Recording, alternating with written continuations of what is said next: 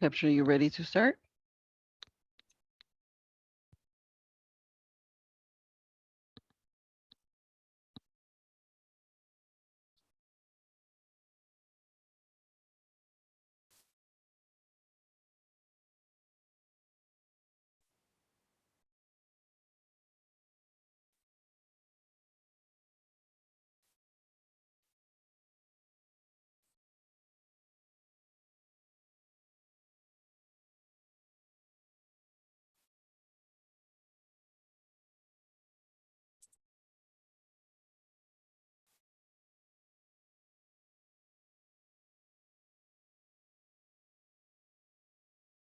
Captioner, can you hear us? Okay, great. So we will get started. Sorry about that. Go ahead, Jackie. You have the mic. Awesome. Thank you. Moving on to slide number 2. For participants seeking continuing education credits for today's session, we do ask that you join Zoom with your full name. So if your name is already saved in your Zoom profile or you are not sure how your name appears, write a message in the chat and we can verify your name for you. It is important that you get that clarified. Otherwise, we will not be able to match your participation for credit. Moving on to slide number 3. We'll be using the Zoom webinar interface today. The whiteboard is where our presentation will appear, and this is where you are seeing these PowerPoint slides. The audio controls are on the lower left-hand corner. There's a chat icon, and this is where you'll get instructions from us, and this is where you could verify your name as well. There's a Q&A icon, and this is where you're going to submit your questions to today's speakers. There's an icon for closed captioning, which allows you to turn on and off the closed captions. The lower right-hand corner is a leave option. If you go out, you could always come back in. And the upper right-hand corner is where you could adjust your screen image. And this only adjusts your view and not the view of others. All right, moving on to slide number 4. Listening today through your computer, sound will be made through your speakers or your headphones. If you're experiencing any problems, for example, it's not loud enough, please make sure that you check the audio settings within Zoom. Zoom has a strange way of sometimes overtaking your sound. So even though you think you have made your adjustments on the computer device itself, Zoom can sometimes override that. Moving on to slide number 5. You had the option prior to today's session to download one of the Zoom apps for a mobile device, either through Apple Store or Google Play. You could also open the session link in a browser on your mobile device. However, please note that there are some limitations in the accessibility features that are available on mobile devices. Moving on to slide number 6. If you're listening by the telephone or are having problems with the sound and want to switch to telephone, there are a series of phone numbers provided to you in the email reminder. Moving on to slide number 7. If you're having trouble with the webinar platform and you want to switch to YouTube live stream, please refer to the Accessibility Online website or your email reminder. You could also find the live stream when searching for us via YouTube at ADA Great Lakes. But please note that there are no continuing education credit available for you if you view today's session via YouTube. Moving on to slide number 8. Real-time captioning is available today in 2 manners. One is through the Zoom text, and the other one is via a stream text link. You can make your own choice as to what works best for you. The stream text link was shared in the email reminder, and you could also find it in the chat area. If you're using stream text, you will need to open a separate browser to view the captioning. You can resize your screen so that you're able to view both the stream text and the Zoom platform if you're using a desktop computer. If you're using captioning within Zoom, you can mouse over and move the captioning box anywhere on your screen. Zoom captioning has the option to enlarge the font or adjust the display area using the subtitle settings option under the live transcript option. Also within Zoom, you could choose to view the full transcript by mousing over the CC icon and selecting View Full Transcript option. All right, moving on to slide number 9. We'll be offering sign language interpreters for today's session, and we are spotlighting them for you. Just keep in mind that the interpreters will be swapping, and when that happens, there will be a brief interruption of interpretation during that time. So we do ask that you be patient. Sign language interpreters are also available on mobile devices and tablets as well. Moving on to slide number 10. If you want to change the view for the sign language interpreter, on the upper right side of your screen is the view option. And you could click on this option to swap if you want to have the interpreter be the focus instead of the presentation. Also on the actual thumbnail of the interpreter, there is an underline icon that you could click on, and this will hide the interpreter if you do not want to have them on your screen.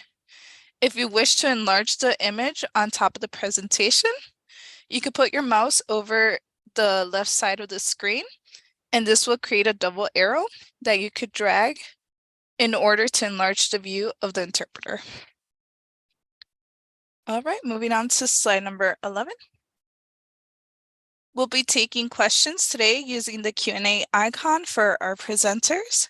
So as our presenters talk during the session, feel free to submit a question to them at any time. The questions will only be taken through the Q&A area and not the chat box. If you're listening by the phone and are not connected to the webinar platform, you could always email your questions to us via webinars@adaconferences.org, and we'll convey those questions to today's presenters. Also, please note that this session is being recorded. And moving on to slide number 12. If you experience any technical difficulties or issues during the webinar, please send us a message in the chat or an email to webinars@adaconferences.org, and we'll do everything we can to assist you. So at this time, I'll stop sharing my screen so that we could load up the presentation for today's session. All right, Scott, you want to load up your presentation?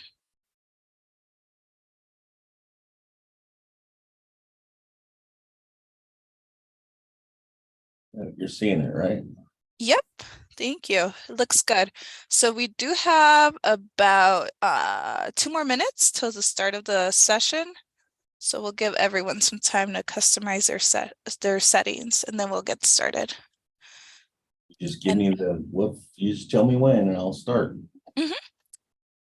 Sounds good. Okay, we'll wait for 2 minutes.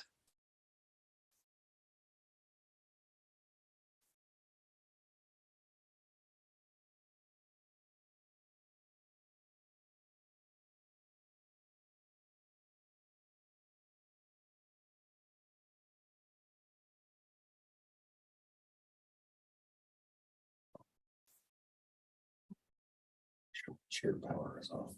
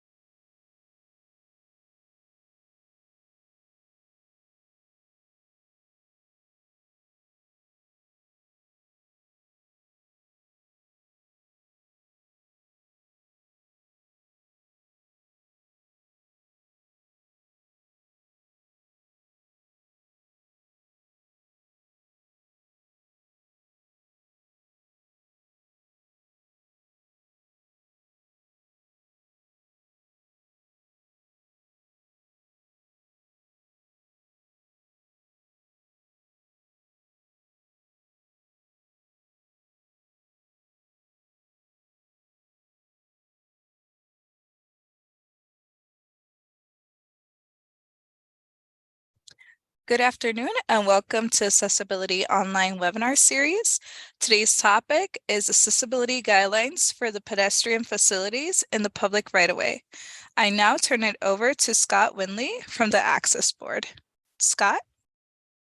Thank you. So I'm going to start out by introducing myself, and then I'm going to turn it over to Juliet to do the first half of this presentation. So today you'll get to hear from myself. I'm a Senior Accessibility Specialist and Technical Assistance Coordinator for the Access Board. I've worked here for 26 years. I look forward to talking to you about this. This is a rule that I've been waiting to have finalized for a long while. And here's Juliet. Thank you, Scott. This is Juliet Schultz. I'm the Transportation Systems Engineer here at the Access Board. I have been with the Access Board since 2017 and working on this rule with Scott. So on this next slide, this is the agenda for today's webinar.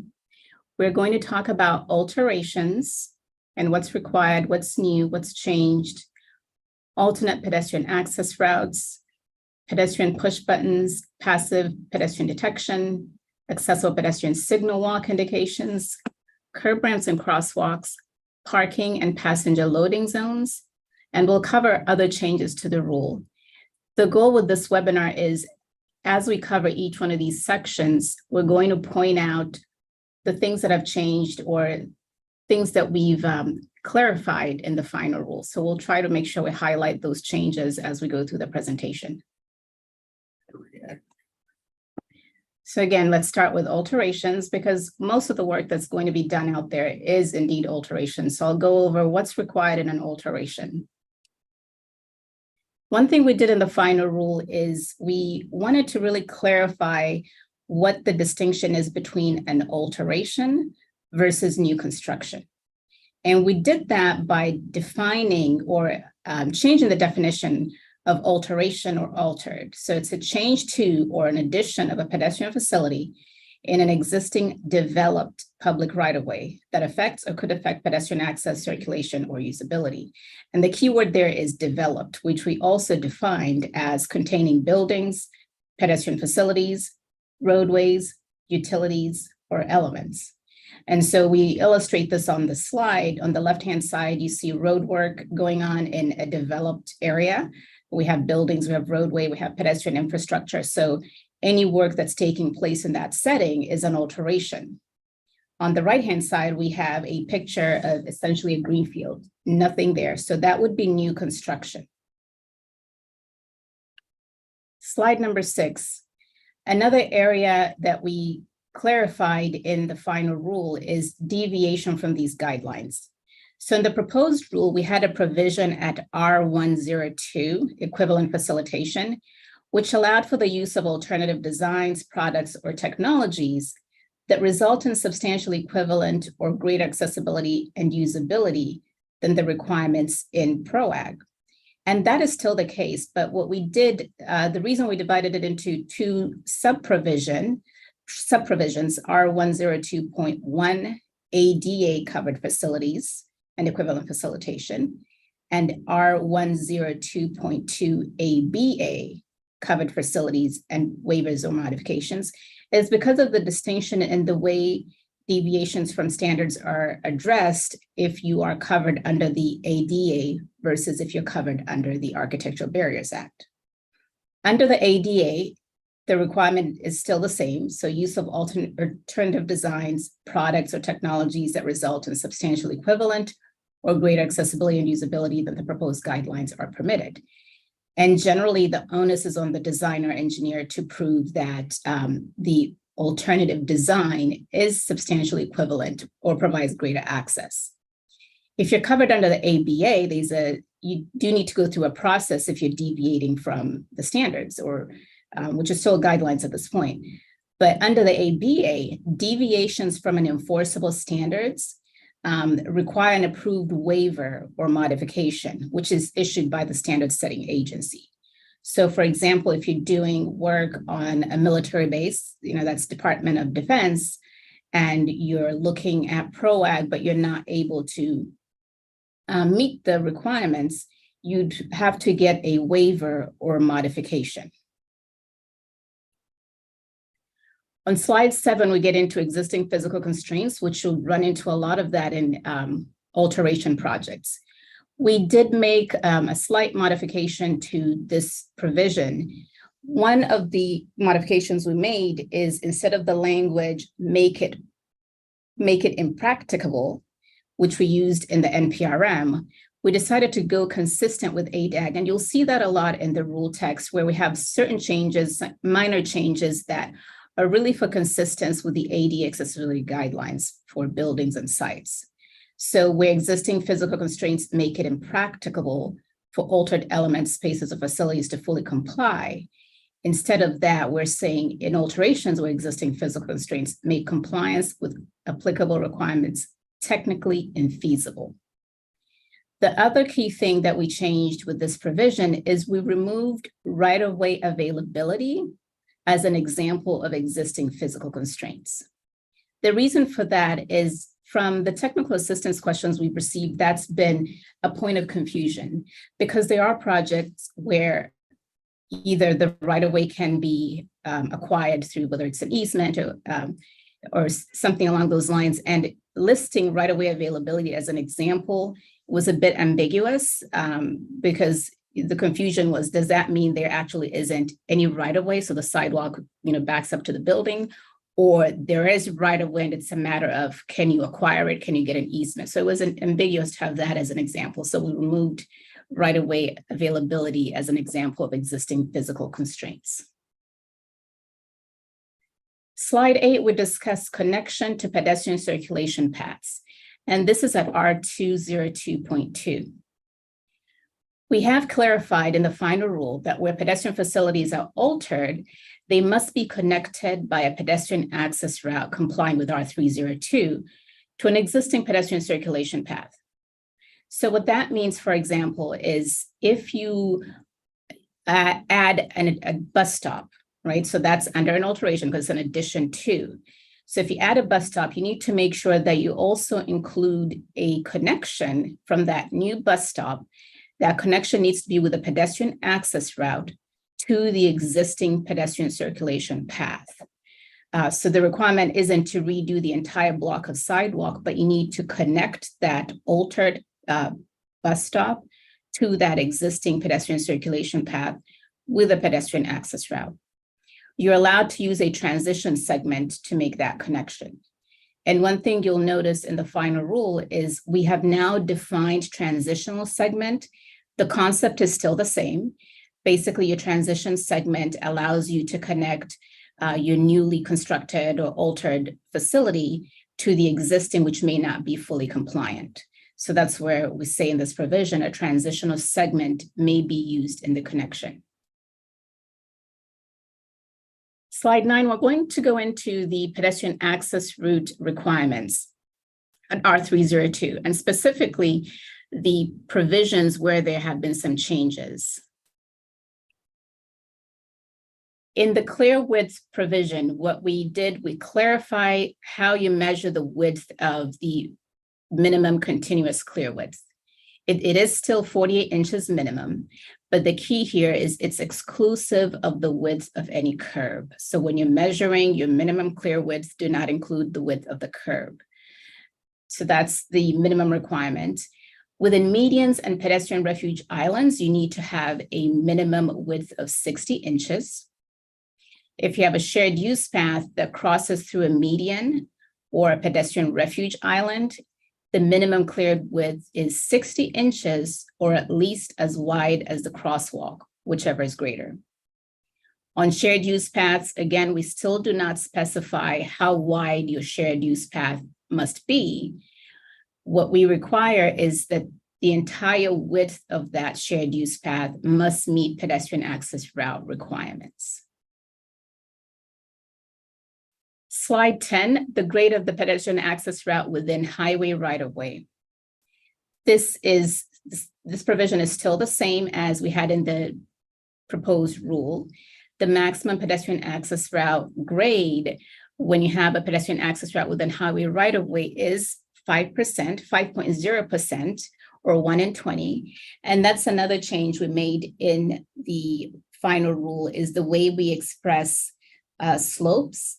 You will now see that we express them both as a percent and as a ratio. And that is in part to be consistent with ADAG. And so there is an exception, of course. So in this picture, you'll see that the sidewalk that's alongside a roadway that's pretty steep. So, likely over 5%. So the exception to having a pedestrian access route at a grade of 5.0% is where that grade of the pedestrian access route is within a right-of-way and the adjacent street exceeds 5%, the grade of the pedestrian access route is allowed to match the grade of the established adjacent roadway. One of the key things we clarified in chapter 4 is ramps, and we clarified that R407, which is ramps, does not apply to pedestrian access routes that are following the grade established for the adjacent street. So in this case, if this roadway, for example, is 8%, the sidewalk or pedestrian access route would be allowed to be 8% as well, but that doesn't then make it a ramp. So it's allowed to match the grade of the existing roadway, but that doesn't mean it is a ramp and needs to meet ramp requirements. On this slide, we're talking about the grade of pedestrian access route within a crosswalk. So basically in the direction of travel, as you can see in the picture, we have a pedestrian in a wheelchair crossing the crosswalk. The maximum grade is 5.0% there as well. We did add an exception to acknowledge where crosswalks might be in an area where the roadway requires super elevation. So where roadway design requires super elevation greater than 5.0% at the location of a crosswalk, the grade of the pedestrian access route within that crosswalk is allowed to be the same as the super elevation. So that's an exception that we've added. Slide 13, we go into cross slope. The pedestrian access route not contained within a crosswalk. So as you can see picture, this is the sidewalk that we've labeled, and the crosswalk, which is the slope perpendicular to the direction of travel. The maximum cross slope is 1 in 48. That's consistent with ADAG, and that translates to 2.1%, which is different from what we had in the notice of proposed rulemaking. So that's another change you'll notice throughout the rule text. Cross slope is 1 in 48, which is the equivalent is 2.1%. Slide 14, we have another exception for the cross slope, and that is the portion of a pedestrian access route within a street that connects an accessible parallel on-street parking space to the nearest crosswalk at either the end of the block face or the nearest mid-block crosswalk. So on this slide, we have an image of 3 cars that are parallel parked. Because they couldn't provide an access aisle, the accessible space is the last one closest to either the end of the block face where there's a crosswalk or mid-block where there's a crosswalk.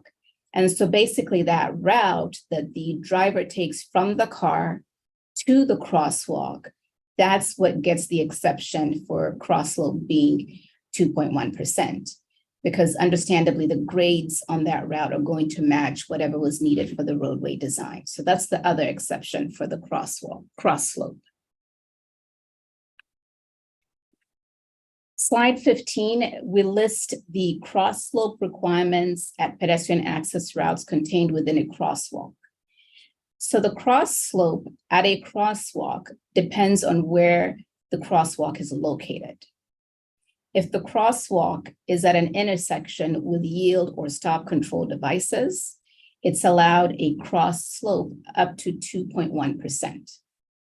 If it's an uncontrolled approach, it's allowed a cross slope up to 5.0%. Where you have crosswalks with traffic control signal or pedestrian hybrid beacon, you're allowed a cross slope up to 5.0%. One area we clarified, and we got a lot of questions in this on technical assistance, is the requirement for crosswalks at mid-block and those at roundabouts. So if your crosswalk is at mid-block or at a roundabout, the cross slope is allowed to be up to the grade of the street. Next, we'll talk about grade breaks and changes in level. So the requirement for grade breaks did not change from the proposed rule. Grade breaks must be flush. The requirement for changes in level did not change, but you will notice that in the proposed rule, we used to refer to that as vertical surface discontinuities. So for consistency with ADAG, we are now referring that as changes in level. The ADA guidelines for buildings, you'll notice, talk about this concept as changes in level and not vertical surface discontinuities. So for consistency, we carried that same language into PROWAG. So changes in level can be up to 1/4 inch without treatment, as pictured on the left, or 1/2 inch if beveled with a slope no steeper than 5.0%, as pictured on the right. If your changes in level are greater than 1/2 inch up to 6 inches, you must have a slope no greater than 1 in 12 or 8.3%. Now, if your change in level is greater than 6 inches, then now you're looking at a ramp and you need to comply with ramp requirements in R407. Slide 18, we discuss horizontal openings. The requirement is still the same as in the proposed rule. Horizontal openings in ground surfaces, such as those in gratings and joints, other than flangeway gaps, should not allow passage of a sphere greater than 1/2 inch in diameter. What we added to that language is the orientation of elongated openings. So where you have multiple directions of travel that intersect, elongated openings are permitted, but must be placed so that the long dimension is perpendicular to the dominant direction of travel. And we're showing in this picture, someone in a wheelchair, and you notice that the elongated openings are oriented perpendicular to his direction of travel. Slide 19 touches on a concept I talked about earlier, connecting to existing pedestrian circulation paths. If you are altering boarding and alighting areas and boarding platforms, they need to be connected to an existing pedestrian circulation path by pedestrian access routes, complying with the provisions I just covered in R302. And on the slide, we're showing a bus stop with a circulation path, but it doesn't connect to anything. So those are the kind of things we're trying to avoid, is having these bus stops that that are not truly accessible. And so the requirement is that when you do alterations to boarding and alighting areas or boarding platforms, you want to make sure you make the connection with the pedestrian access route to the existing pedestrian circulation path. Slide 20, we'll switch gears and talk about passenger loading zones. Where a permanently designated passenger loading zone is temporarily not accessible due to construction, maintenance operations, or other similar conditions, and a temporary passenger loading zone is provided, it must be compliant. So that's the key. If you're providing a temporary passenger loading zone because the permanent one is temporarily unavailable, the temporary passenger loading zone must meet accessibility requirements, which you can find in R311. For alterations to transit stops, we have clarified the requirement there. Where an accessible transit stop is temporarily not accessible due to construction, maintenance operations, or other similar conditions, alternate transit stops that are compliant, so that means they comply with R309, must be provided. And the key there is if an accessible transit stop is temporarily not accessible, the alternate transit stop must be accessible. So that was alterations. We're going to switch gears and talk about alternate pedestrian access routes, because in a lot of alterations, you might have to provide an alternate pedestrian access route. So again, when a pedestrian circulation path is temporarily not accessible due to construction, maintenance operations, closures, or other similar conditions, an alternate pedestrian access route must be provided and comply with the technical requirements in R303 as well as R402. The requirements for alternate pedestrian access routes in the proposed rule, we had referenced the MUTCD. And so since we no longer reference the MUTCD, we've brought all the pertinent provisions, standards, guidance, options that are mandatory. We've now included them in the final rule text. So the exception to providing an alternate pedestrian access route is if establishing or maintaining an alternate pedestrian access route is technically infeasible due to site conditions or existing physical constraints, an alternate means of providing access for pedestrians with disabilities is permitted. The thing you want to keep in mind when you're providing an alternate means is it really needs to be equivalent to what you're providing to those who don't need access, right? So for example, if maybe you're reconstructing a bridge or a culvert, and so you're going to have a shuttle that's providing the alternate means of access, that shuttle has to be readily available in the same manner as any pedestrian who's approaching that bridge that's closed down. And so it really needs to, you need to make sure that you're providing something that's truly provides the same level of experience in terms of convenience and availability. Slide 24. So within alternate pedestrian access routes, I mentioned that we've stayed consistent for the most part with what we'd referenced in the MUTCD. And so I'll go through the different requirements for an alternate pedestrian access route as we've now included them in the final rule text. So first thing is signs. Signs identifying alternate pedestrian access routes must be provided, and they really need to be provided in advance of decision points. And they must comply with the sign requirements in R410. What you'll notice is we now discuss proximity actuated audible signs. And so for equal access for all pedestrians, proximity actuated audible signs or other non-visual means within the public right-of-way of conveying the information that identifies the alternate pedestrian access route must also be provided. And so a sign showing that there's a detour ahead doesn't give a pedestrian who's blind or low vision enough information. So you want to make sure you're providing proximity actuated audible signs. So something else other than the visual signs that you're providing.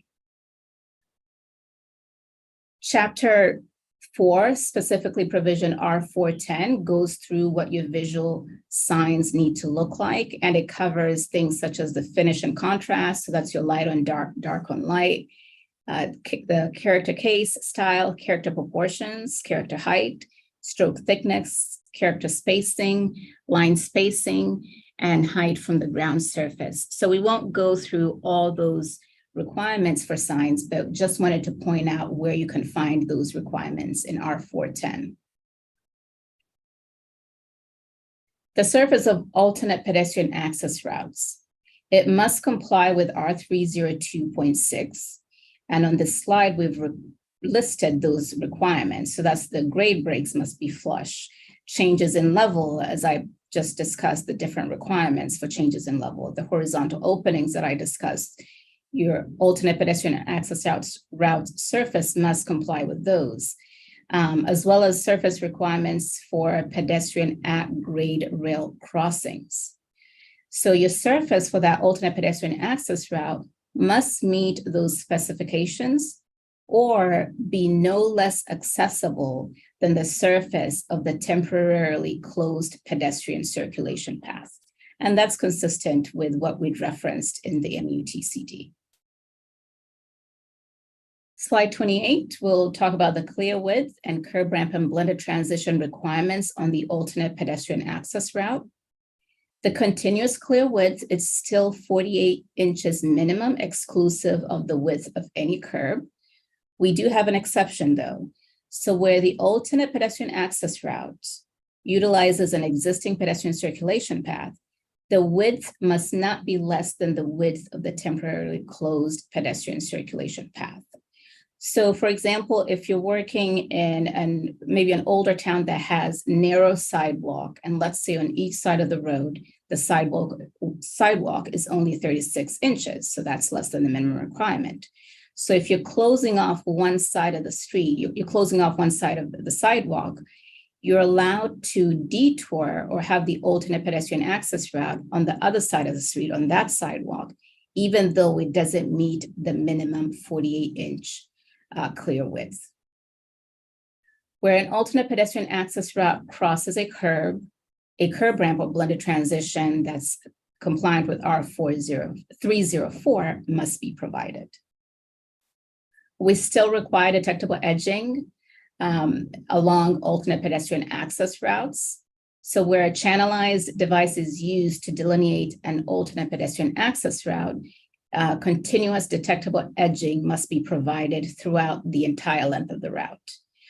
There is an exception, of course, for where the vehicles, whether it's construction vehicles, have to get in and out of the site. You're allowed to have gaps in the detectable edging at those locations. That detectable edging has, specifications that are consistent with MUTCD again. So the top of the detectable edging must be no lower than 32 inches above the walking surface. And it must be free of sharp or abrasive surfaces, because some people do trail with their hands along those channelizing devices. The bottom of the detectable edging must be 2 inches maximum above the walking surface, and that allows for cane detection.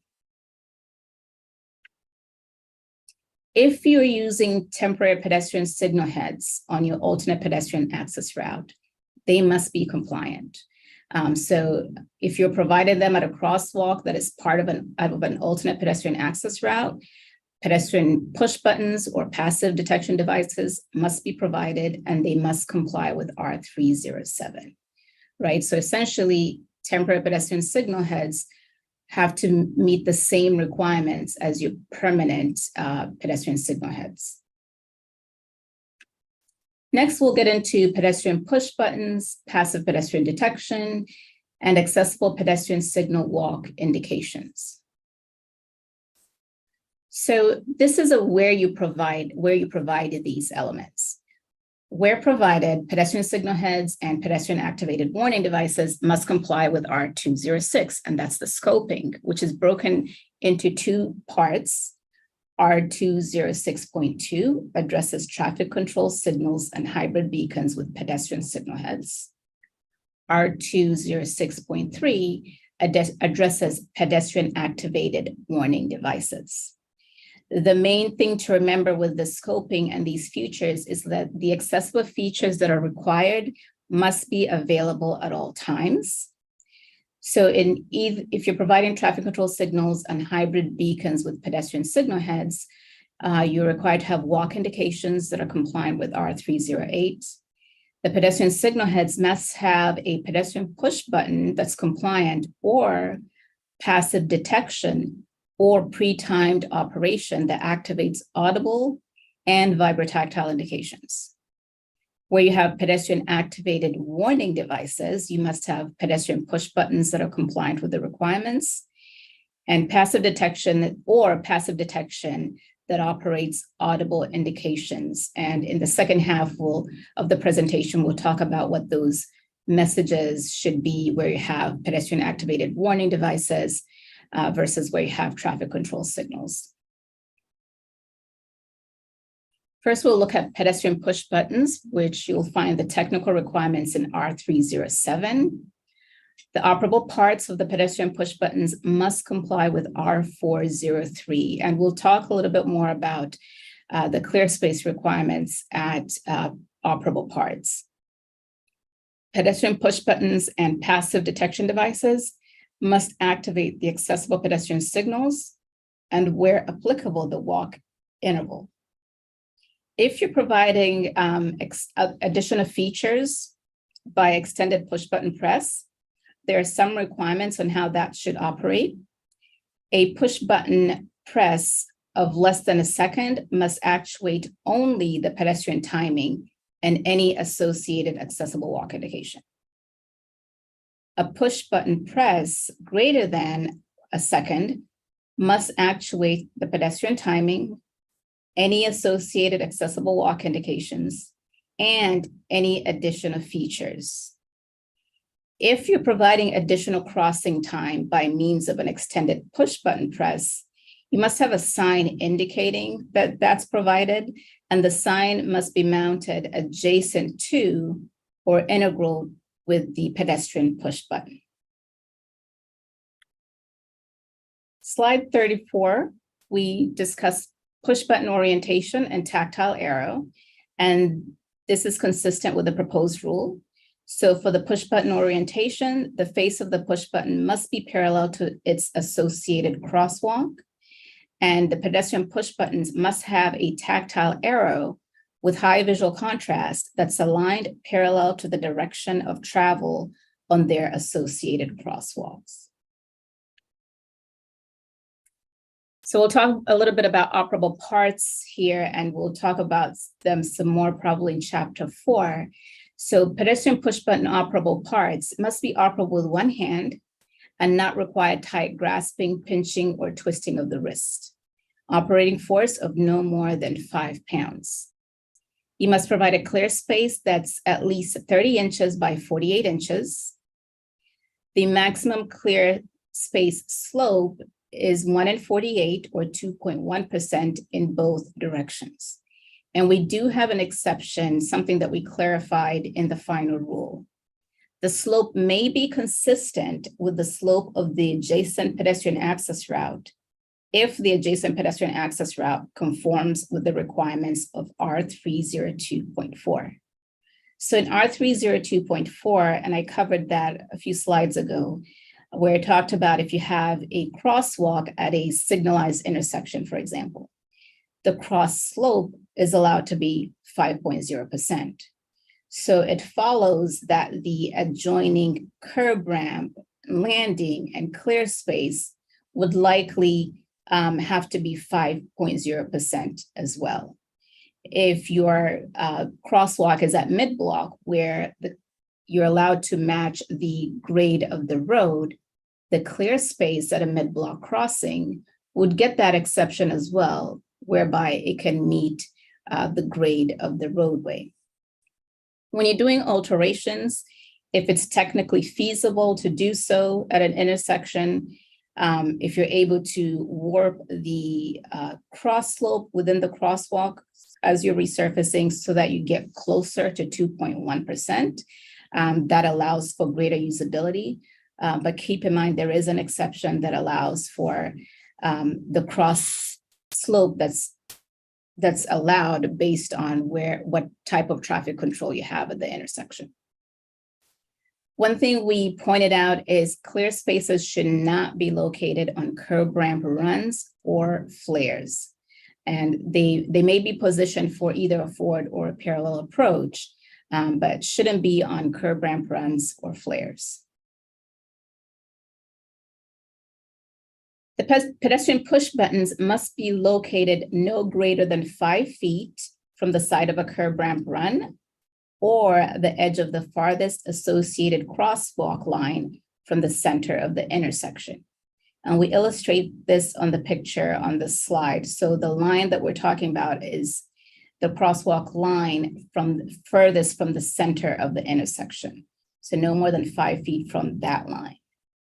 Pedestrian push buttons must be located between 1.5 and 10 feet from the edge of the curb or pavement. Now, what happens when 2 pedestrian push buttons are on the same corner?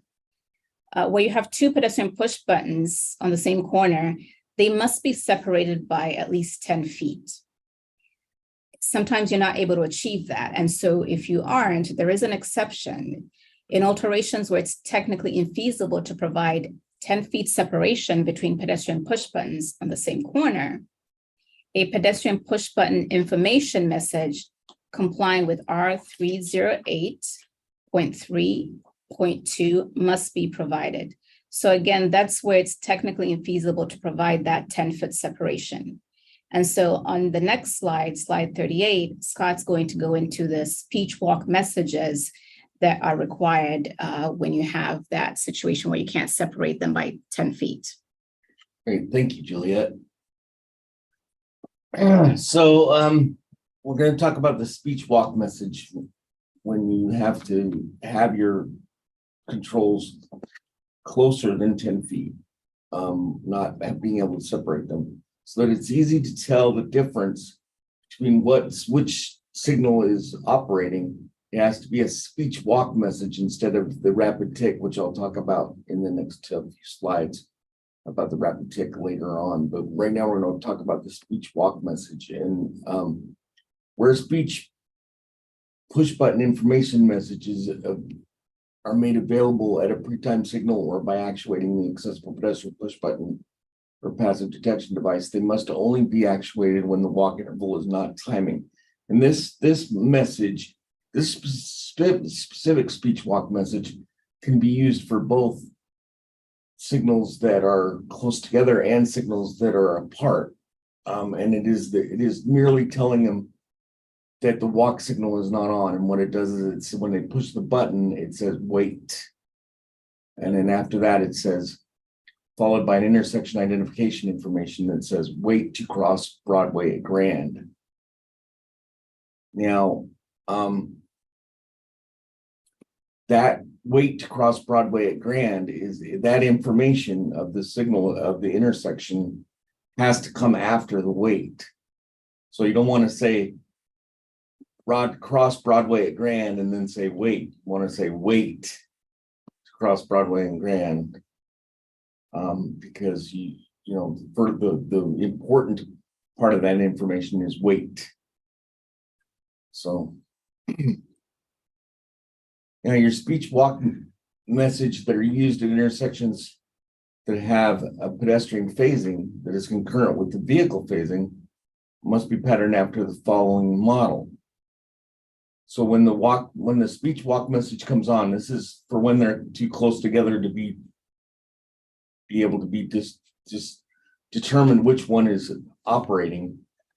The speech walk message is Broadway, walk sign is on to cross Broadway, or whatever the name of the street may be. Speech walk messages that are used at intersections having an exclusive pedestrian phase, this is where you allow what is sometimes referred to as a Barnes dance, or where you've stopped all the vehicles and the pedestrian can cross any direction in that intersection, including diagonally. So, and when you have that situation where you've stopped all vehicular traffic, it says walk sign is on for all crossings.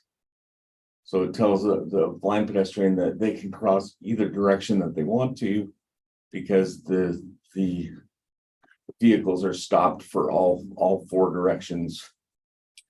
Now, a lot of some of the systems have a pilot light on them. When you push the button, a light comes on to basically indicate to a sighted pedestrian that walk signal has been activated and it's actually working, and it tells you that yes, we know you've pushed the button.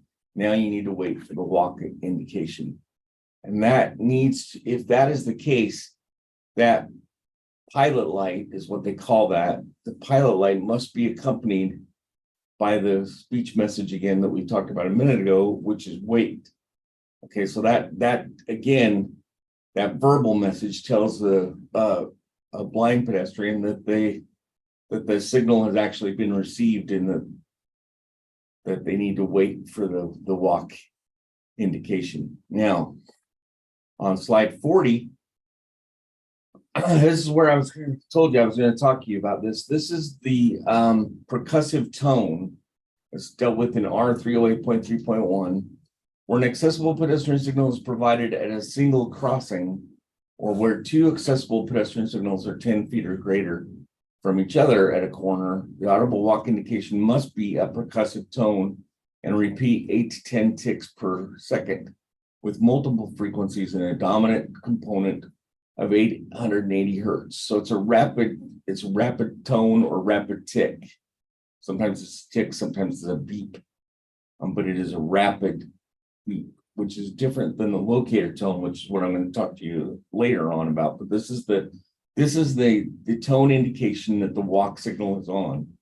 The reason why we use this instead of the speech message is because with the research that was done to develop the standards that these things come from, which is the Manual on Uniform Traffic Control Devices, the research that was done to develop that determined with the people that were test subjects that the rapid tick was more consistently understood that meant it was their time to walk than the speech message, because the speech message sometimes can get garbled or be done be poorly recorded, or be done in let's say a Southern accent, and you're not from the South, so you didn't quite understand what they said, or maybe an Eastern accent, or a Boston accent, and you're not from Boston, so you might not understand it.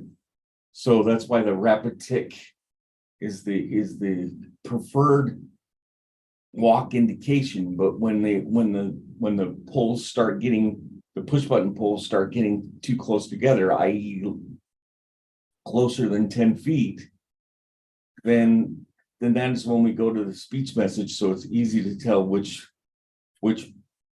signal is actually activating, and you don't cross when it's the other direction that has the walk signal. So now let's talk a little bit about volume of these walk indications.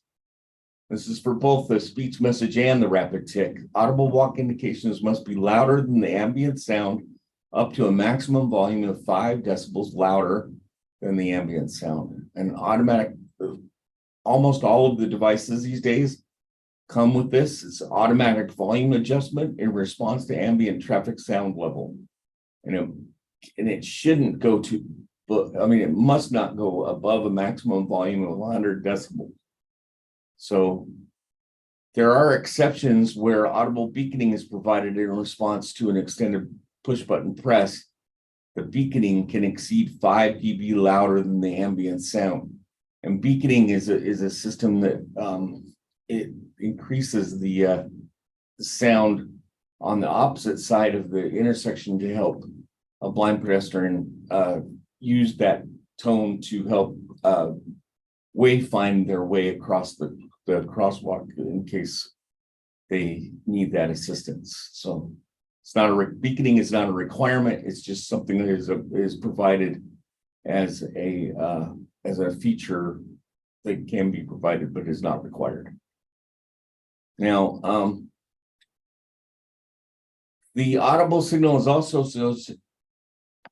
associated with a vibrotactile indication for pedestrian signal heads, and that pedestrian push button or passive detection device must activate both the audible and vibrotactile walk indication. So when you push the button, it activates basically it activates all three. It activates the walk indication, the audible walk indication, and the vibrotactile indication. Now let's talk some more about the accessible pedestrian signal walk indication. The accessible pedestrian signal must have audible and vibrotactile walk indications during the walk interval only. So the only time that walk indication should be sounding is during the walk interval. Audible walk indications must be audible from the beginning of the associated crosswalk. So where you're at, where you push the button is where you hear it from. The older systems, the old cuckoo chirps, used a system where it was on the other side of the intersection and it was very loud. This is actually much quieter because it is at the same location that you push the button. Following the audible and vibrotactile walk indication and during the pedestrian change interval, that's the flashing don't walk, accessible pedestrian signals must revert to the pedestrian push button locator tone, which I will talk about in the next few slides. So when it's not giving the walk indication, the system is giving the locator tone, which is a beep that has a certain frequency, which I'll explain in a minute here.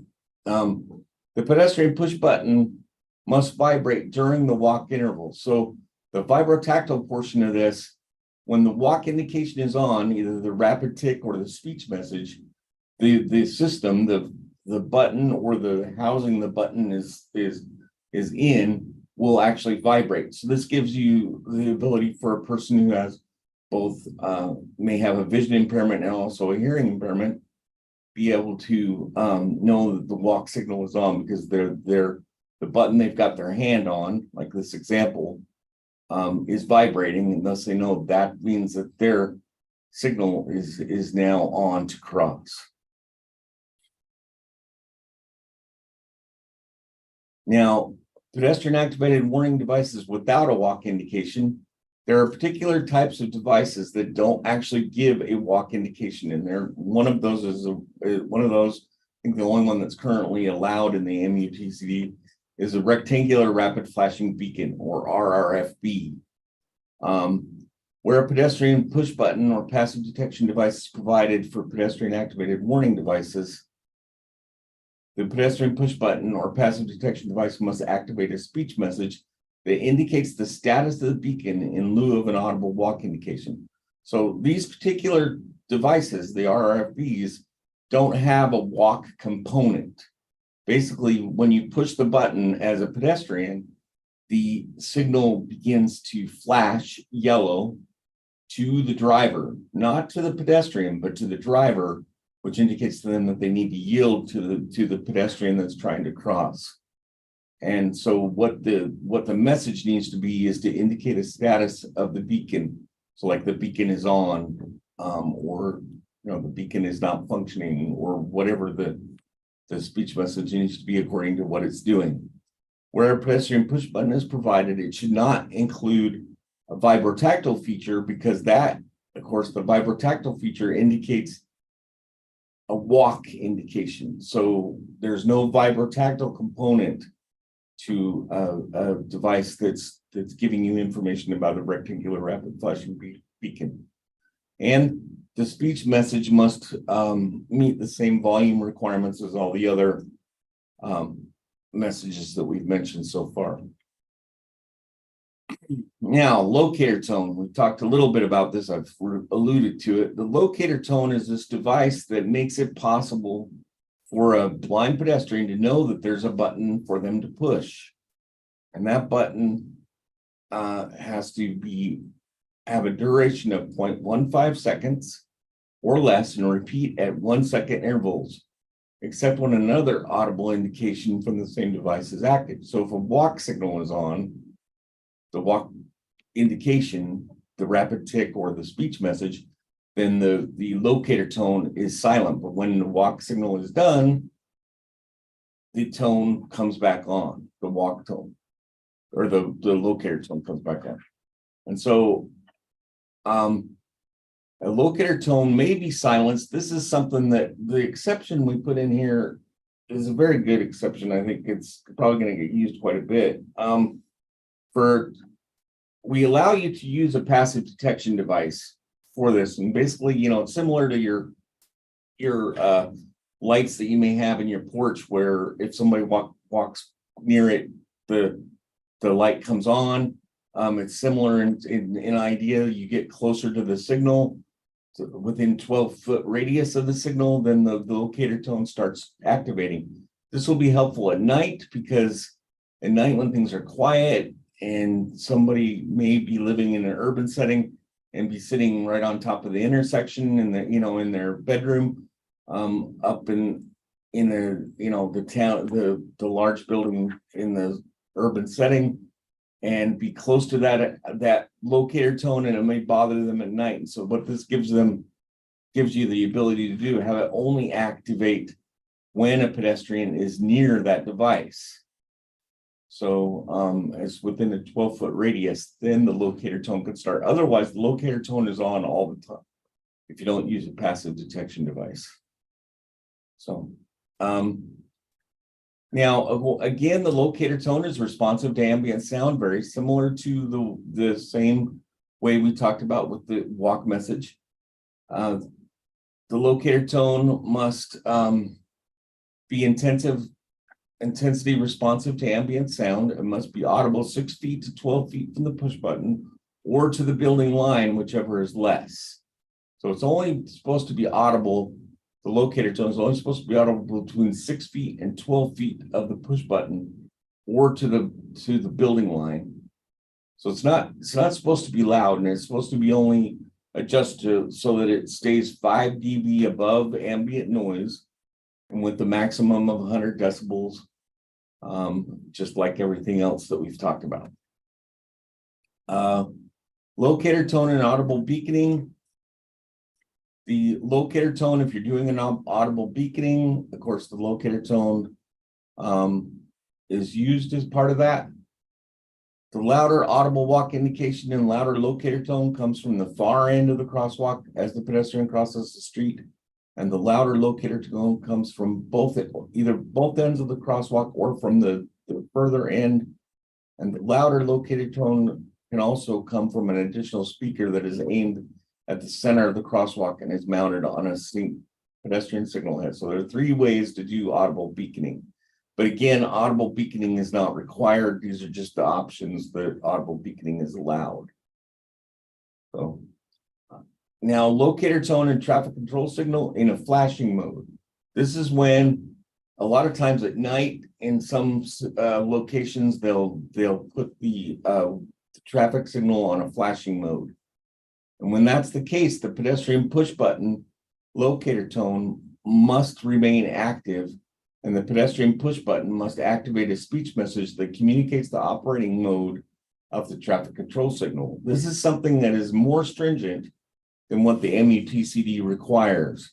And it's one area where we have gone above and beyond the MUTCD. So I want everybody to be aware of this provision, that it actually requires. So in a lot of cases, normally when you go into flashing mode, the pedestrian signal goes completely silent and completely dead. It's blank and it doesn't make any noise, doesn't make any sounds. But what we want to have is that a sighted pedestrian, when they will come up to that intersection, can tell that that signal is flashing and know that the yellow is flashing in one direction and the red is flashing in the other direction. And so what we want to be able to do is have the system tell a blind pedestrian what the operating mode of the traffic control signal is in those conditions. So now there are some situations like at a roundabout where traffic control signals or pedestrian hybrid beacons are activated from a flashing or dark mode to a stop and go mode by pedestrian actuation.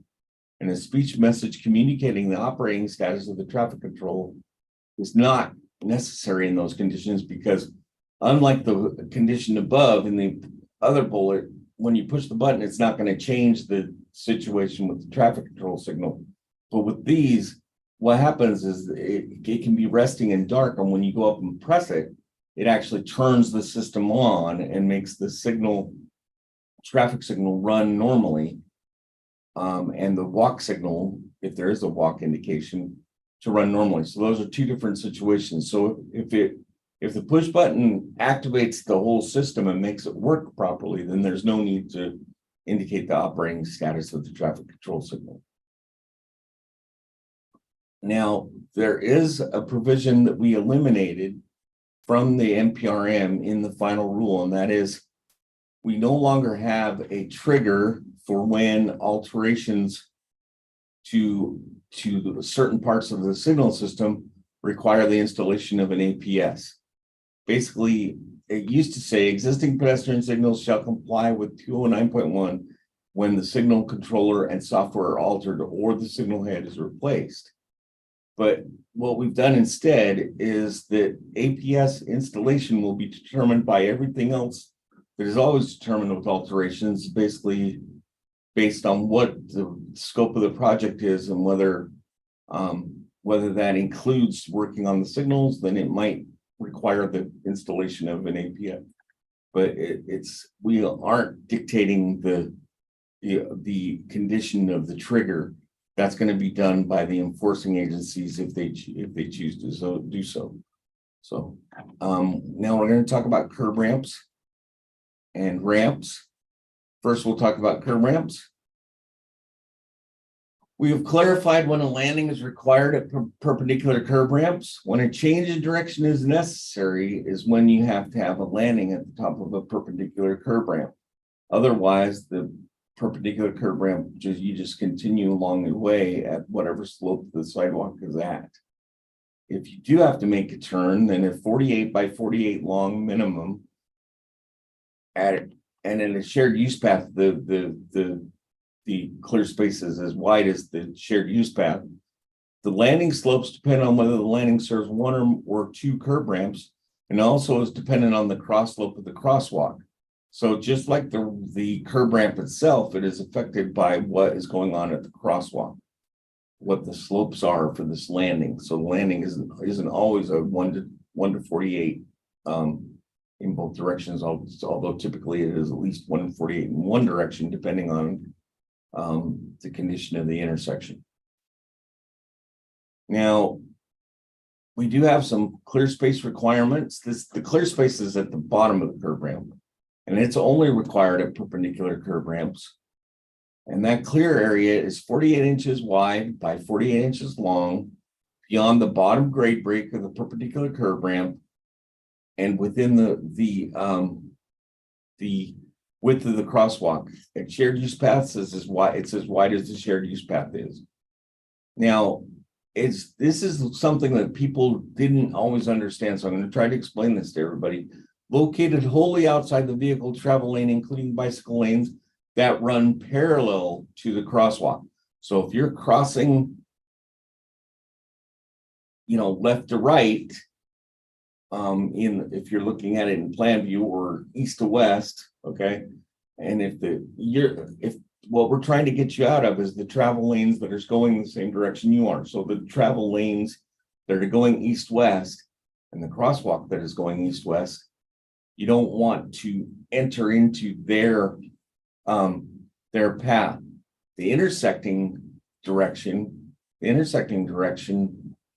does not have that problem because you're crossing those and those cars are stopped. So it's not. A lot of people thought we wanted it to be outside of all the travel lanes, and what we mean is outside of all the parallel travel lanes. So, and the running slope is 1 to 20. This is basically the crown of the road, and the cross slope is specified in R 302.5, which Juliet took you through very well earlier. Now, in the old NPRM, the clear space was under common requirements. So it got applied to all types of curb ramps, whereas in the final rule, we've clarified it to only apply to perpendicular curb ramps. Now, when you do a blended transition, we have clarified the requirement for a bypass. Basically, if you've done a blended transition where you've say lowered the whole corner, or maybe changed the slope of the whole corner so that it is a gradual slope, we still require a bypass if it's more than 1 to 48 on the slope of the blended transition.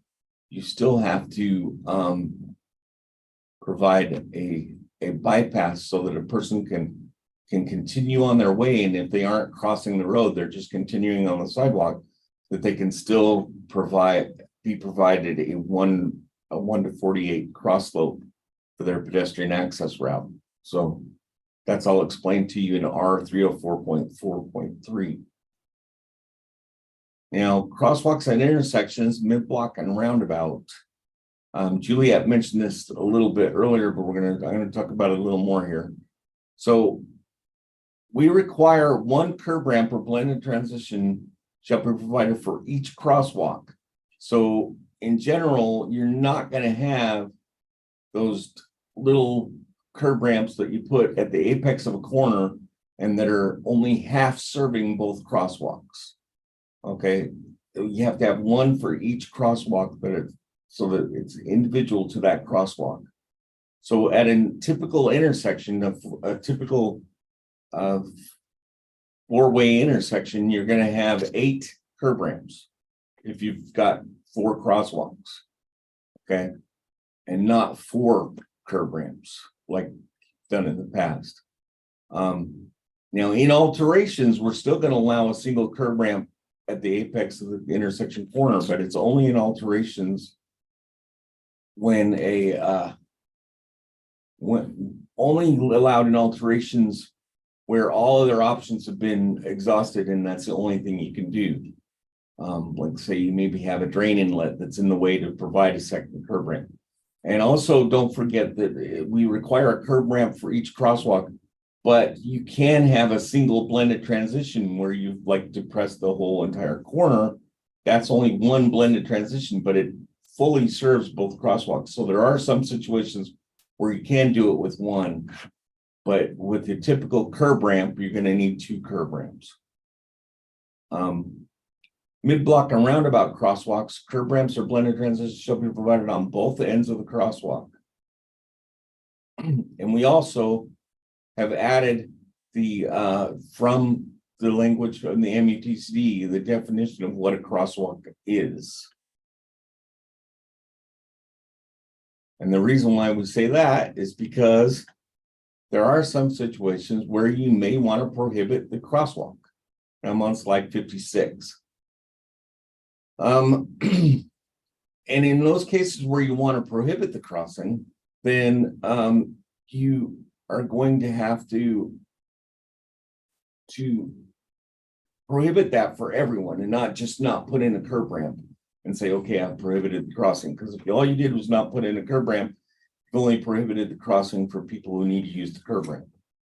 You haven't prohibited the crossing. So you either do that with landscaping or with a barrier. The picture on the left shows you where the sidewalk doesn't go up to the corner. Okay, so there's been landscaping put to indicate you're not supposed to cross in that direction. It's not going to stop idiots from crossing, but it will stop most people from crossing in that direction.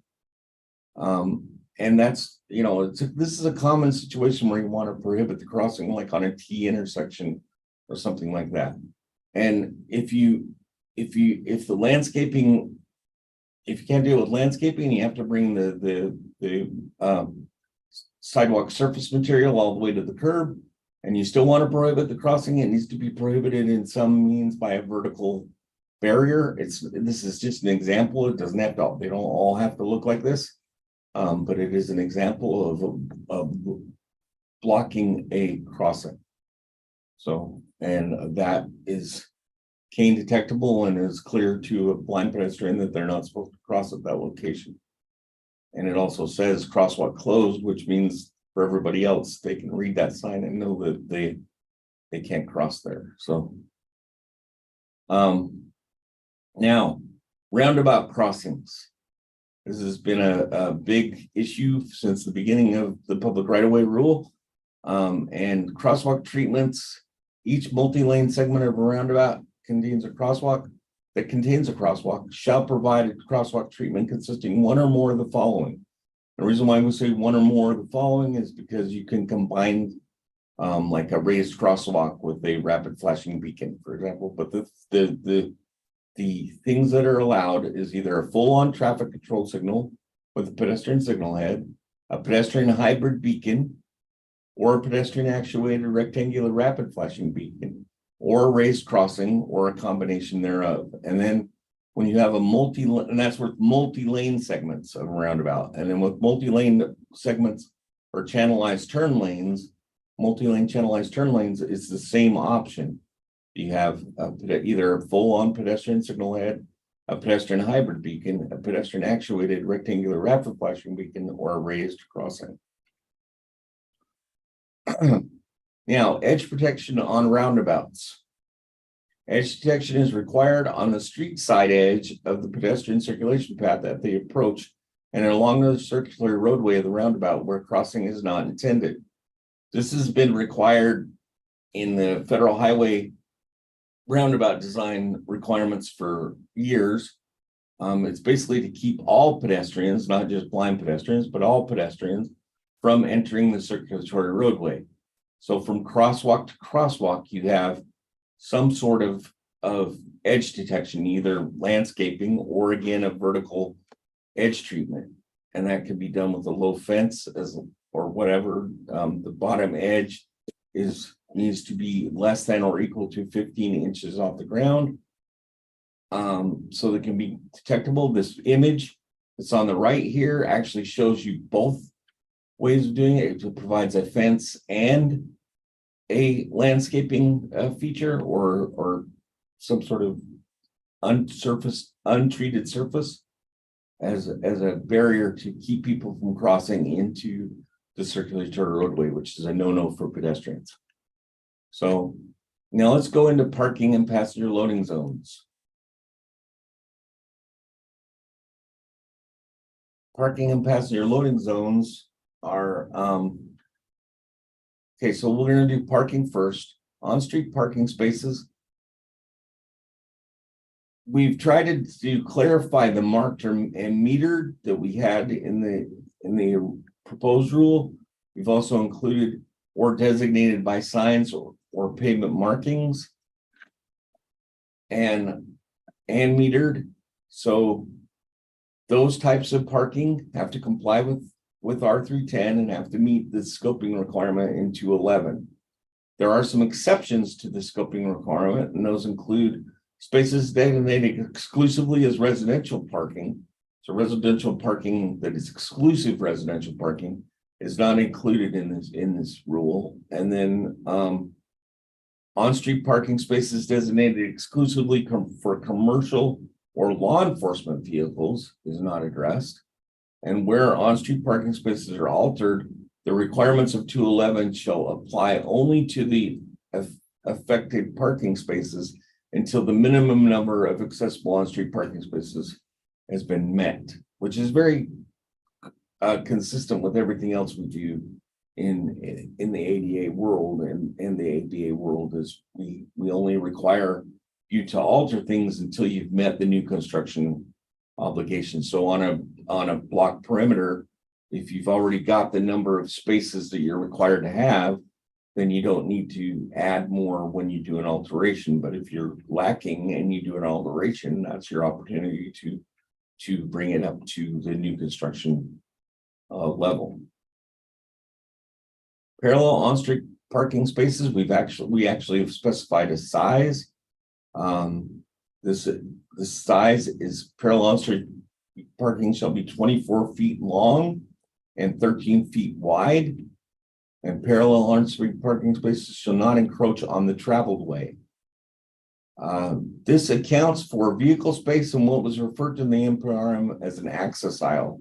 It's because for parallel on-street parking, we don't want to necessarily mark the access aisle because we want a vehicle to be able to park close to the curb or park away from the curb, depending on if they're deploying a lift or if they're a passenger versus a driver. The NPRM only specified dimensions for the access aisle, and we left the dimensions of the space up to the jurisdiction. Now, there are some exceptions to this size requirement. And in the NPRM, there was an alterations provision that said in alterations, we aren't requiring the access aisle.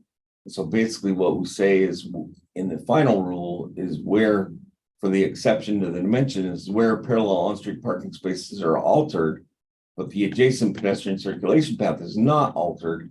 Any accessible parallel on-street parking space provided may have the same dimensions as the adjacent parallel on-street parking spaces if they are provided nearest the crosswalk at the end of the block or nearest a mid-block crosswalk and a curb ramp or blended transition is provided serving the crosswalk.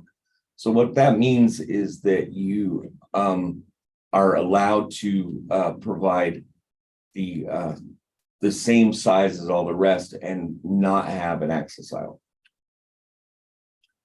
Parallel on-street parking spaces dimensions for narrow sidewalks is addressed instead of as a section is addressed as an exception, and that exception is very similar that if you have a narrow sidewalk, then you aren't required to have a access aisle or, the extra dimension. And if they are provided nearest the crosswalk at the end of the block face or nearest a mid-block crosswalk, and a curb ramp or blended transition is provided serving that crosswalk. So all of your parallel parking spaces have to be connected to the pedestrian access route. So you have to have a connection where two or more. This is where we've added some requirements. The connection has always been required, but we've added some requirements where two or more accessible parallel on-street parking spaces complying with the dimensions specified are contiguous on a block face. Each accessible parallel on-street parking space shall have an independent connection to the pedestrian access route. That's just so that one parking space doesn't, or one car doesn't block the ability to get onto the accessible route for the other parking space. Only now in angled on-street parking dimensions, we only specified the width of the access aisle at 309.3 and allowed few parking spaces to share an access aisle. In the final rule, the width of an angled parking space shall be 132 inches, and each angled on-street parking space shall have an adjacent access aisle. So in angled parking, we don't allow you to share the access aisles. Now, we also have clarified the requirement for the middle 50% of the parallel parking spaces to be clear of any street furniture obstructions, parking identification signs, parking pay meters, parking pay stations. Nothing should be in the center 50% of the parking space so that a person can deploy a lift or a ramp onto the sidewalk and be able to not be dropping their ramp into a rose bush, for example. And that same provision is provided for passenger loading zones, having the center 50% be clear of obstructions. Signage at passenger loading zones, the NPRM had a requirement for signage. In the final rule, there is no signage requirement for the accessible passenger loading zone. There still is a requirement for an accessible passenger loading zone. It just is not identified as such. Now, there are a few other changes that we wanted to discuss fairly quickly through here. We have pedestrian, so detectable warning surfaces at driveways. We weren't real clear in the proposed rule about when detectable warnings are required at driveways. We tried to be specific about it and say that pedestrian circulation paths at driveways controlled with a yield or stop control device or traffic signal shall have detectable warning surfaces complying with 305.2.8. Now, we do have a new requirement, R210.2, fare vending machines. If you provide a fare vending machine in an on-street transit shelter or transit stop, then the fare vending machine shall meet the same requirements that a fare vending machine does in a station. And it's the requirements that come from the ADA standards. So that's what it's referencing here. The 36 CFR Part 1191 is the ADA standards or accessibility guidelines. Now, ramp clear width.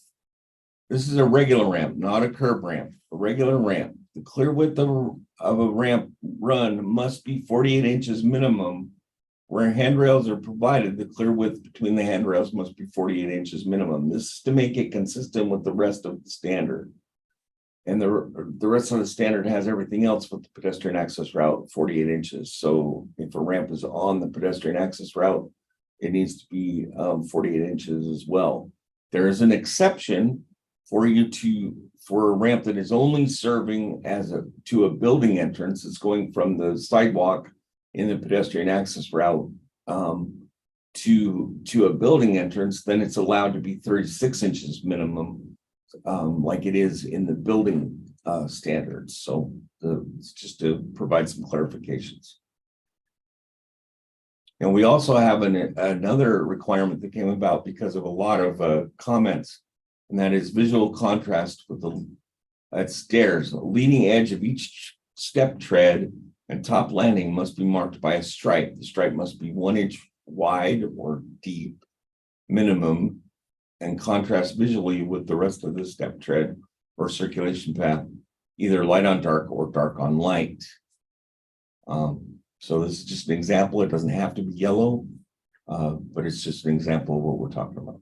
So now we'll open it up for questions.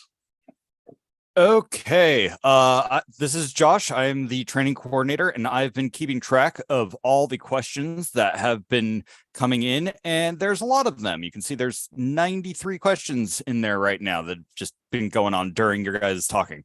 So we're only gonna have time to address a few of them, so I want to get started. Can you guys talk about how this actually is going to be applied timeline wise? Like, what does it mean that we've published a final rule? Yeah, that's a good question. That means as far as we're concerned, we're done with the changes to these rules, and so that's the floor of accessibility, or the lowest you can go for accessibility in the right of way. But for it to become enforceable, the standard setting agencies, in the case of the ADA, that's DOJ and DOT, have to adopt these standards, and they can require more or greater accessibility, but they can't require less. So and they have to go through their rulemaking process, and we do not work for them, we don't control them, so we're not going to guess on a timeline. And then the same thing applies for federal facilities under the Architectural Barriers Act. The standard setting agencies for the Architectural Barriers Act will have to go through the same process. Yeah, I think that's good. So a quick technical one that got brought up a lot is that 48-inch minimum width for the pedestrian access routes. Can that include the curb or not? No, it does not include the curb. It is exclusive of the curb, which is consistent with AASHTO's requirements when they specify the width of a sidewalk in the Green Book. They say exclusive of the curb. Okay. Another one is when you have a sidewalk following the slope of the road, when you have a curb ramp, how does the cross slope apply to that? So the cross slope is 1 in 48 minimum, or 2.1%. The grade, Regardless of the grade is allowed to match the grade of the adjacent roadway.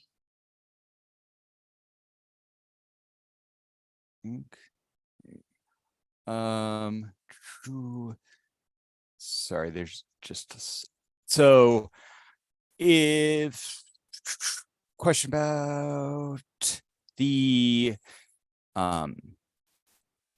so basically a lot of questions about those curb ramps.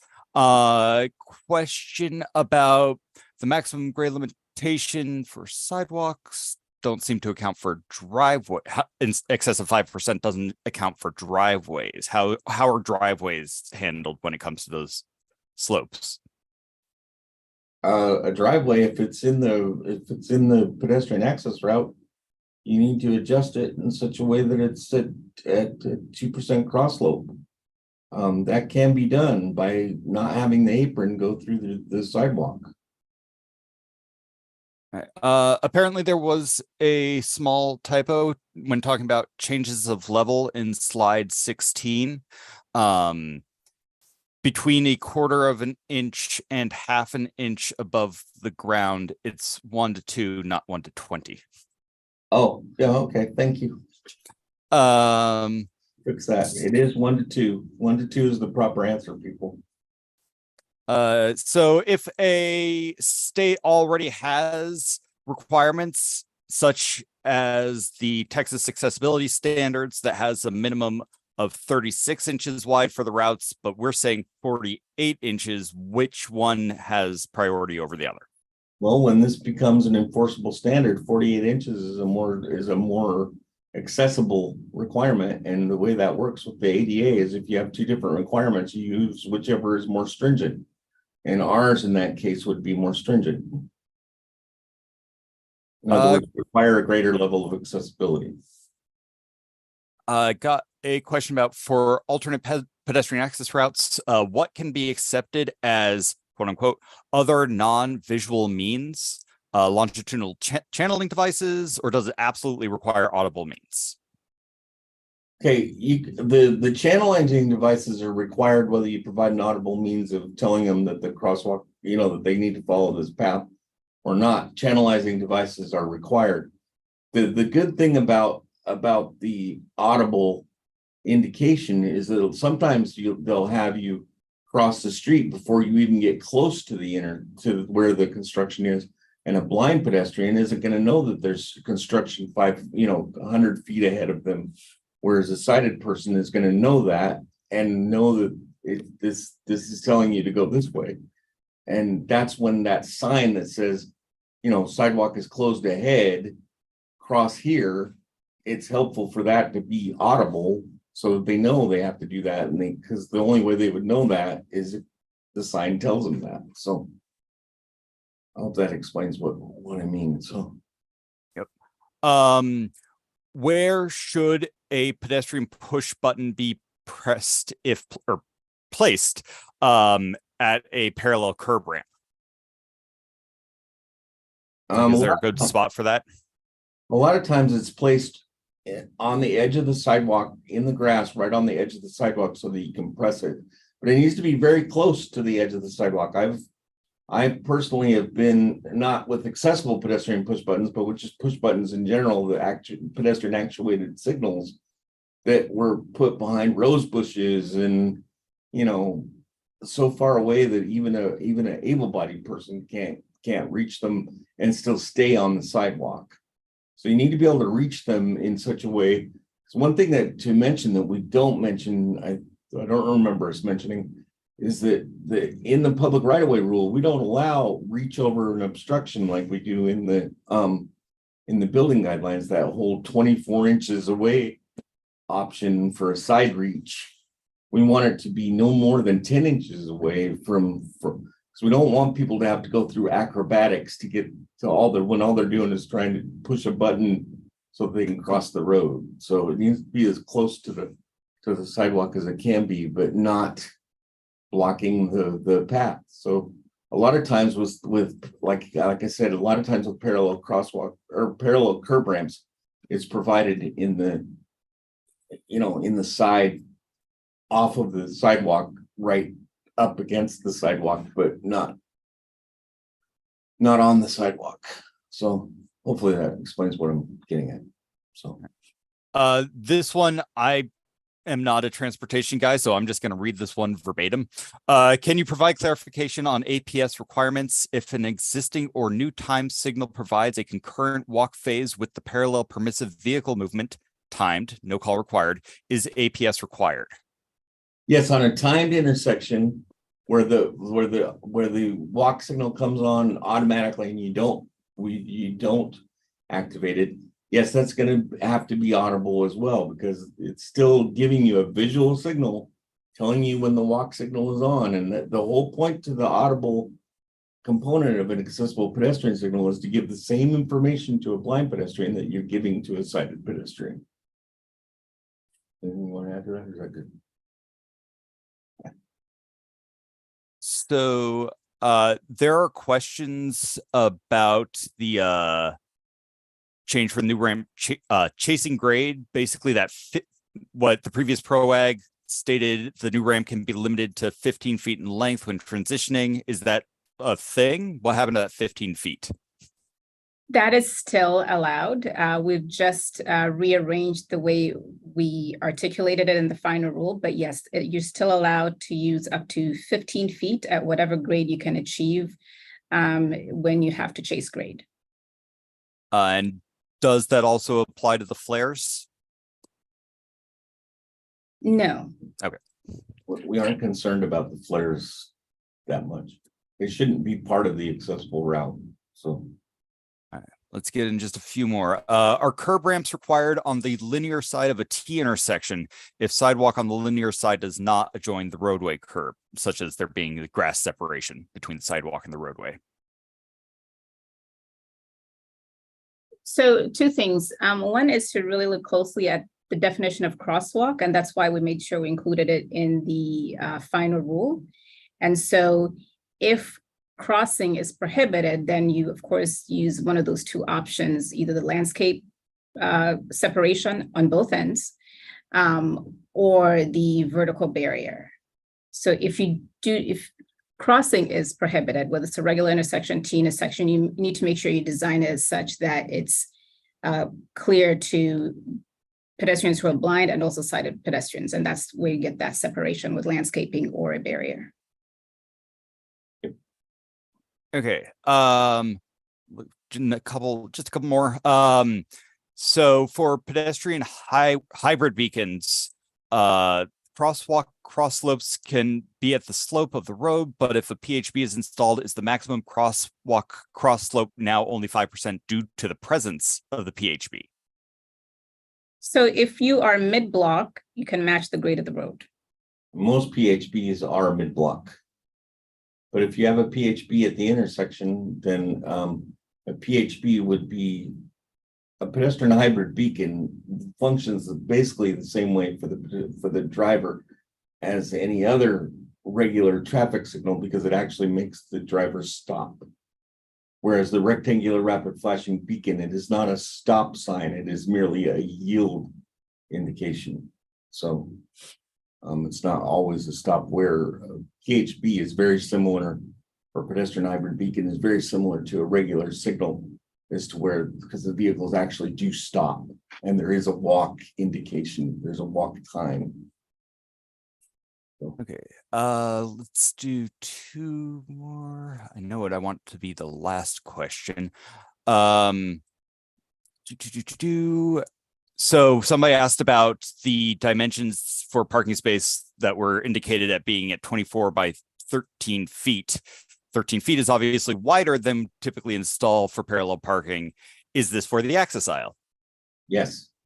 Yeah. Remember the same exceptions you had before for not requiring quote unquote the access aisle, even though we aren't calling it an access aisle, we're allowing for parallel parking spaces.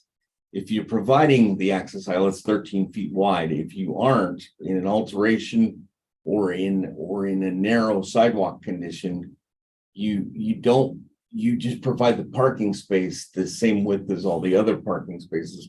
But remember to place that accessible parking space either near a mid-block crosswalk that has a curb ramp, or nearest the intersection that you can get within the stop line, of course, or within the stop line for the drivers, to be near the intersection curb ramp, so that they can get out of their car and onto the sidewalk. Okay, very last question for you, Scott. Will the access board provide diagrams/figures to go along with the final rule similar to the draft PROWAG? Yes, we are working on it, but I just want to remind everybody, but it's the text that governs, not the drawings.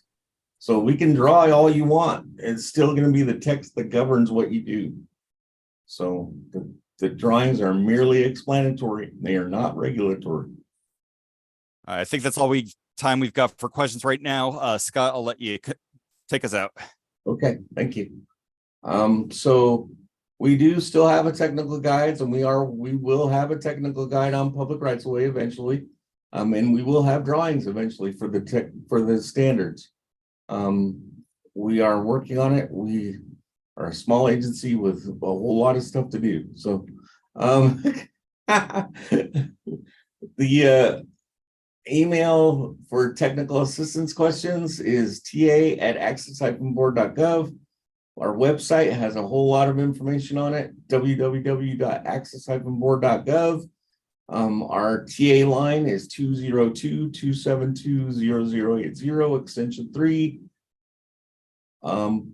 A webinar series every first Thursday of each month at this time and this station.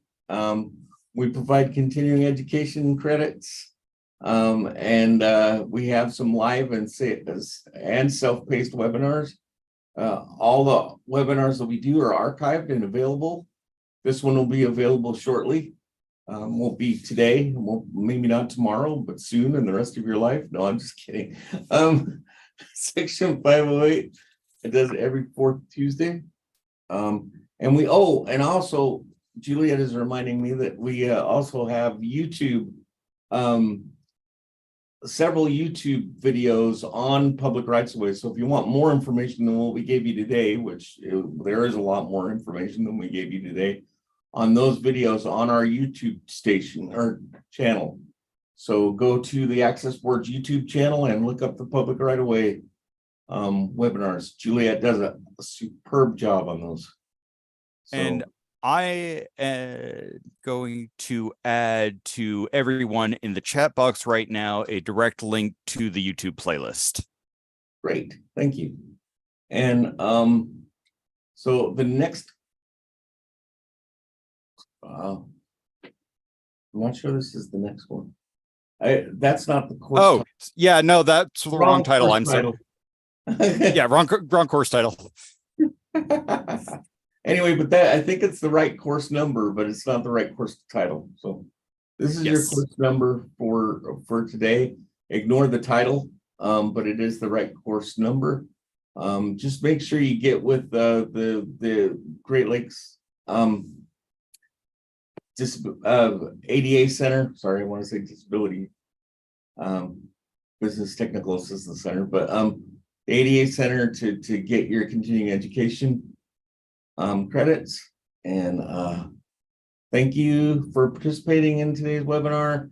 And the next session will be accessible bathing rooms on November 2nd. Brought to you by somebody other than Juliet and myself. So thanks, guys.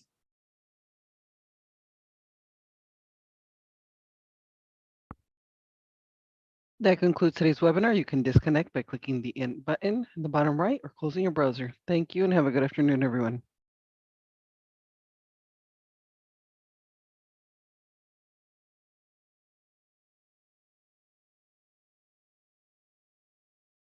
Thank you, everyone.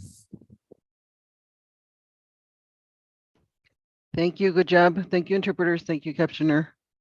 Great job, Juliet and Scott.